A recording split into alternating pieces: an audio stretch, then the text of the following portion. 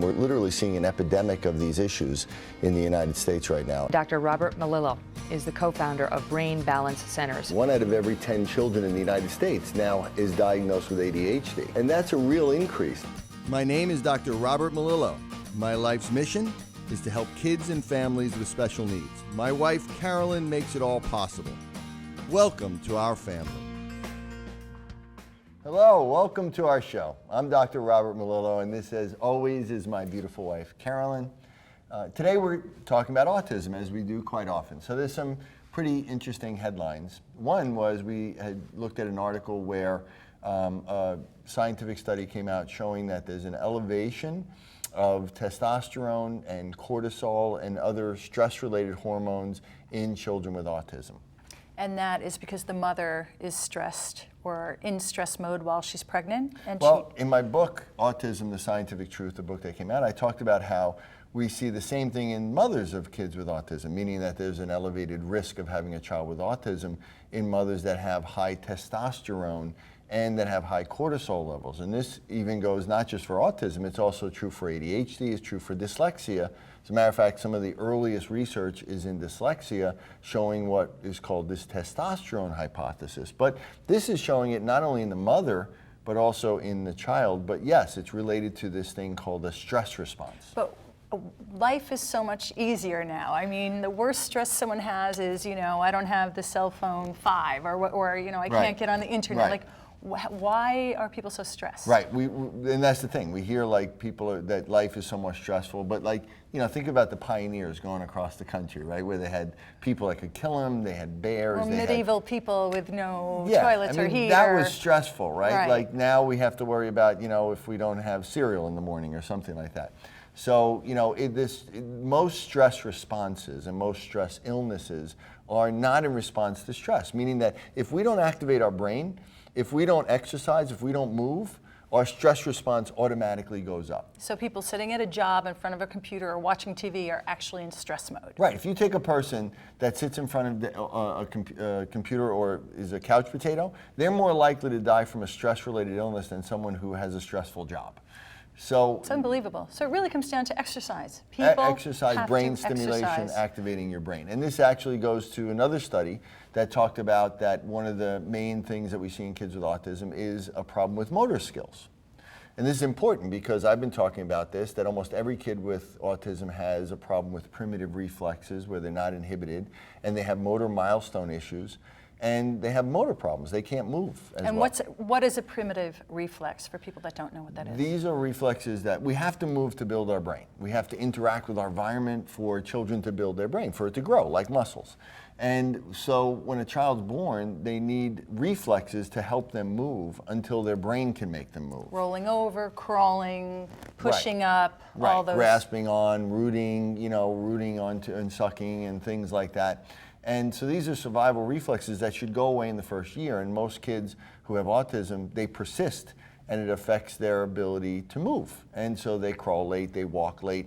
And one study out of University of St. Louis, Washington and St. Louis, John Constantino, showed that the main thing that distinguishes a child with autism from their siblings is their motor development. Kids with autism have motor developmental issues, their siblings don't. Well, if they get rid of the primitive reflexes later on, will they then catch up with their motor skills? Exactly. So we can get rid of these primitive reflexes easy with different exercises, and they can progress. And so there's another study that came out that is related in some way, is that children that are exposed to more pollution, like from cars, Sure. They showed that they're more likely to have autism and schizophrenia. So now there were 2 studies that came out recently showing that in mothers.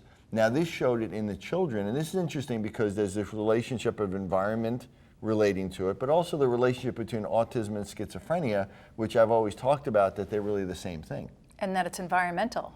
Right, and that it's being driven by the environment. Which a lot of people don't know. Right. Very good. Oh, thanks, Henny. Okay, great. So stay tuned. When we come back, we are joined by the mother of a child with autism who is the author of The Everyday Advocate. Areva Martin will share with us how she is standing up and giving a voice to special needs children all over the world. That and more when we return.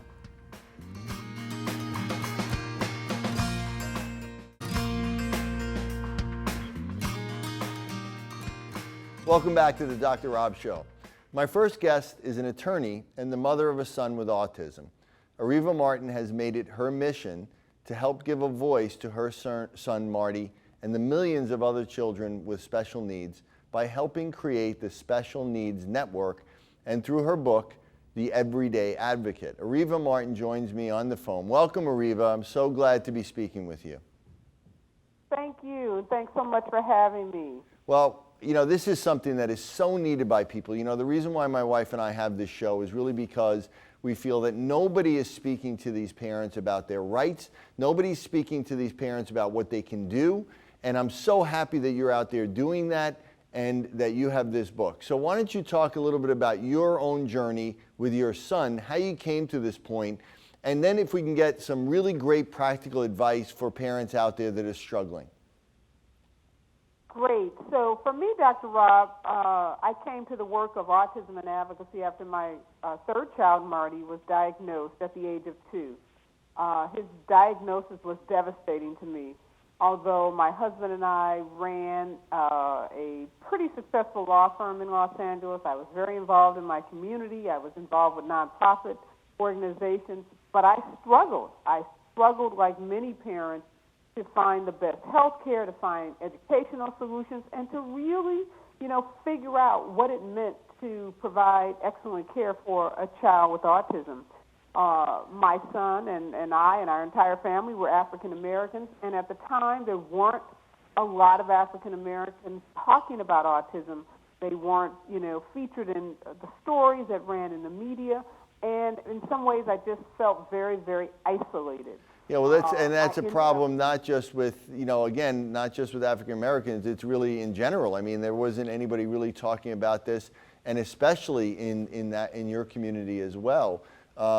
Did anybody again, one of the things that I always like to point at, did anybody ever talk to you about what autism is, meaning what's happening in the brain or any of those things, not to mention, what to do about it?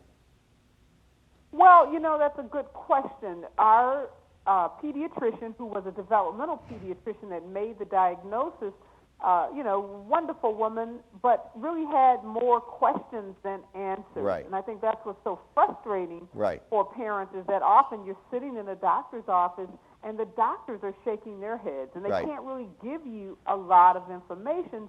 One reason is because, as you know, autism is a spectrum disorder and it impacts kids very differently. Right. So just saying that someone has autism doesn't really tell you a great deal about them. In fact, it doesn't tell you anything. No. Because how one child's development, will progress can look very, very different and often does look very different than the next child. Right. So the doctor, couldn't tell us if our child would ever talk, wouldn't tell us, what his cognitive development would be. He just didn't have a lot of answers. And right. that's because, at that time, there weren't a lot of answers. So very frustrated by, again, as a lawyer, as someone who had run my own business, I was used to things being a lot more black and white. These shades of gray were very, very troubling for me. So I set out on a course to really get answers, to find out what was behind the diagnosis and what I needed to do to get my son care. And it was through that journey that I, came to my book, The Everyday Advocate. I decided that I wasn't happy with the way information was being provided. You could Google autism and you could get, millions of hits, a lot of inconsistent information, a lot of contradictory information. So, Areva, I'm sorry to interrupt you, but I want to get some time where, can you give people two things? One is, what are like 2 or 3 main tips that you can give real quickly to people? And then, how they can find out more. Obviously, they can read your book. But what are 2 good practical tips that you can really give to parents? One is that autism is a disorder for which there are gold star interventions, and that those interventions can be provided by your local public school free of charge to you parents. So if you have a child that you suspect has autism, go to your local public school, ask for an assessment, ask for a meeting, what's called an IEP meeting, because the school has a legal obligation to provide free assessments and services for kids with autism. Okay, well, that's great. And I'm sure that people, if they get your book, I'm sure they have a lot more information in there. They should all pick up your book. Do you have a website or anything? I do. You can go to arevamartin.com. You can also go to specialneedsnetwork.org, a nonprofit I started. Lots of resources and information on the specialneedsnetwork.org webpage about assessments, interventions, services, programs around the country, and how parents can become effective advocates. That's great. Well, Karen, Areva, thank you so much for being with us. What your work you're doing is fantastic. Please keep it up, and let's keep in touch, and let's get you back. Up next, we'll talk with Karen Hennessy, whose son Sean went through the Brain Balance program. Find out the progress he made after the break.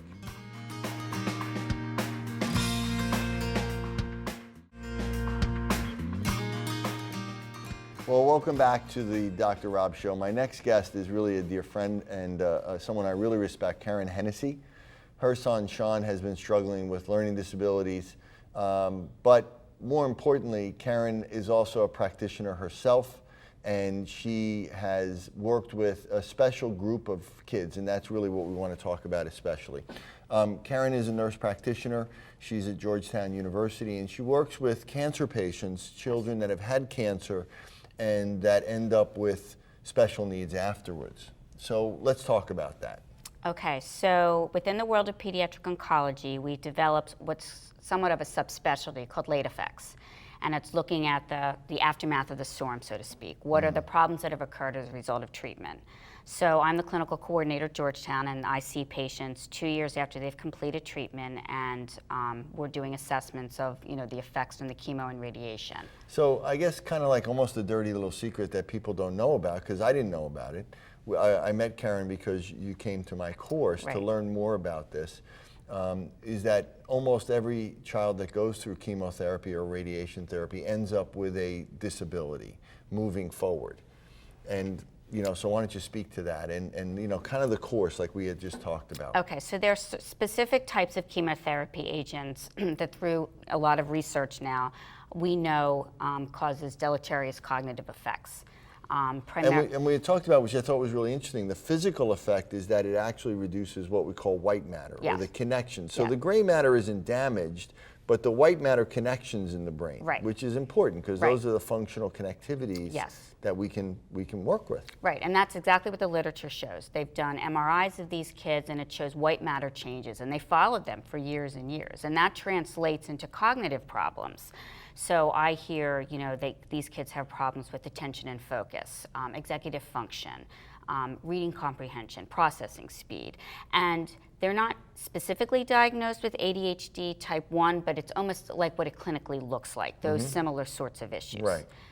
So, they go back to school after treatment and they're having, problems that, some might have been having problems before and the treatment exacerbated it. Right. Or some never had problems and all of a sudden school has become something that's, negative in their life. So what do they do about it? So the recommendation, in all of the pediatric oncology literature is that, they test children prior to treatment. That's the optimal way, getting kids tested before they begin treatment so we know what their baseline is, and then testing them afterwards to see what sort of, what happened into their brain as a result of the treatment. And then, what do all of these testing, psychological education, testing is that, then there's accommodations, extra time on tests or get a tutor, but we're never getting to the real core of the issue. So it's purely compensatory. It doesn't do anything to really address the problem. No, not at all. And so, what I also want to talk about is you as a mother also had your own son that was struggling with these issues as well. Yes. So that was doubly challenging because you were facing it professionally every day, and now you're going home with your own son. Right. Now, my son didn't have cancer. This was just a separate issue. But I was walking a parallel line, and I will tell you that as a parent, it made me a better practitioner. As a practitioner, it made me a better parent because I understood. So what was Sean's struggles, and how did it eventually get you to Brain Balance, and how's he doing now? Okay, so Sean was diagnosed with ADHD type 1, and although I'm not even sure I think that's what he really has. Right, okay? It was almost like we had talked about more dyslexia, or he had more of a left brain deficit. Right, exactly. So, but that's what he was diagnosed with, okay? Executive function, planning, organizing, these are cognitive things. And there was this discrepancy between his ability and his performance. focusing and attention. We could line the bedroom with the homework slips because he was And forgetting. the main thing was he was struggling in school, right? Yeah, he was struggling in school academically, but yet he had a high IQ. And Right. so why was this happening? But there were also other components. I mean, he had sensory integration disorder when he was younger. He had poor coordination. But nobody ever put this together for me. Right, so motor, sensory Right, skills, and right. there was this unevenness of skills. Exactly. Right. Ultra sensitive, difficulty with adapting to change. But these were diagnoses of exclusion. Nobody put this picture together until I came and saw you. Right. And then it all made sense. And that all made sense Right, as a exactly. professional, as a mother. And then Right. he went through the Brain Balance program, and we Yes. did a radio show with him, and it was great. He's doing phenomenally well yes, now. Yes, he's a different kid. And, Yeah. and I'm not the only one that says it. I'm not just the biased mother. People are in shock. Well, he said it himself, Yeah, too. he did. So from just even so let's start, from the bottom up as you talk about it, okay? Right. So he did have primitive reflexes, and they are gone. Right. He had sensory motor issues. This was a kid that was, a couch potato. Now he's outside. I mean, his brain woke up. He goes outside and plays with his brother. He's engaging in games, outside games that he never did before. He's more confident. He goes on roller coasters. Right. I mean, there's things he never did before. And then in the classroom, I mean, he just finished his sophomore year in a private boys prep school. So it's hard. It's a hard curriculum. He had all honors classes. And Wow. he finished with a 92 average. Wow. I think the most telling thing was when I spoke with him, and he said that before he didn't believe that he had a future, Right. and now he believes his future is really unlimited, that he Right. can do anything. And that, as a professional, as a parent, that's unbelievable, right? That's all we can ask for. Right. Well, isn't that what we want? We want our kids to be happy, right? And so I think that, it's important that we're passing on this hope. I want to have more conversations about how we can work with these kids and Yeah. help them. Thank you so much. And don't go away, because when we come back, we head into Carolyn's Craft Corner for some fun and easy crafts with your kids you can do in home just in time for the summer.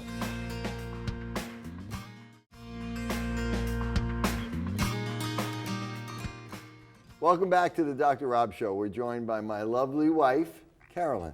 That was nice of you.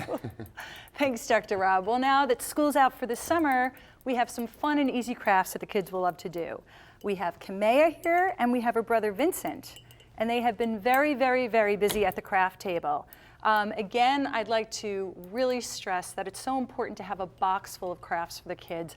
I put these out, and the kids dove for everything. And I have to say, they got paint all over everything. Everything is washable. Everything is cleanable. It took 2 seconds to clean it up. We have some beautiful sparkle paintings here. They are painting mugs. These mugs were 2 for $3 at Michael's. And for holidays, for Father's Day, for Mother's Day, Especially for Father's Day. for something Don't with the forget. grandparents, these make amazing gifts. And Kamea is working so diligently, and she's doing a beautiful job, as are you, especially on the inside. It looks wonderful. And what's neat is that, this is really abstract art, right? So Absolutely. that abstract art really stimulates the right side of the brain, where more realistic art, like if you're getting them to draw in the lines or realistic stuff, is more left brain. So it's great, but it's great to get both sides of the brain working together. I love abstract artwork for kids because it doesn't put any pressure on them. Let's face it, this is reality. Kids want to just create, and to keep them within the lines sometimes, I don't really think is a good thing Well, for the them. right side is really the side of creativity, meaning creating something completely new that had never existed before, and that's really abstract art, and that's really fun, and that's what really kids need to build those right brain skills. Absolutely. We Certainly also better than have computers. T-shirts they started to decorate also, which will turn into pajamas, right? And we have fabric markers, which you can decorate your socks, your pillowcases, you name it. My kids have worn their colored socks that they made for years. It sounds silly, but they Just really your do kids love or to do my it. kids, too? Oh, our Yes. kids. Well, actually, you're not the father. Your No, kids, I'm only kidding. like your house. We have a Twitter. Let's stop there and take time to look at a Twitter tip from one of our viewers.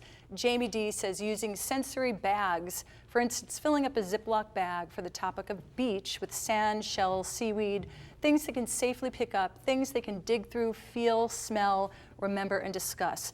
This aids in dialogue. I absolutely love this Twitter. I think it's fantastic that the kids bring back things from the beach, save them, can smell it, can feel it later real on. sensory interaction and dialogue, actually having human conversation instead of sticking them in front of computers and iPhones, right? Absolutely, and letting them put it in a jar, let them have a memory jar and remember Right. what a wonderful day.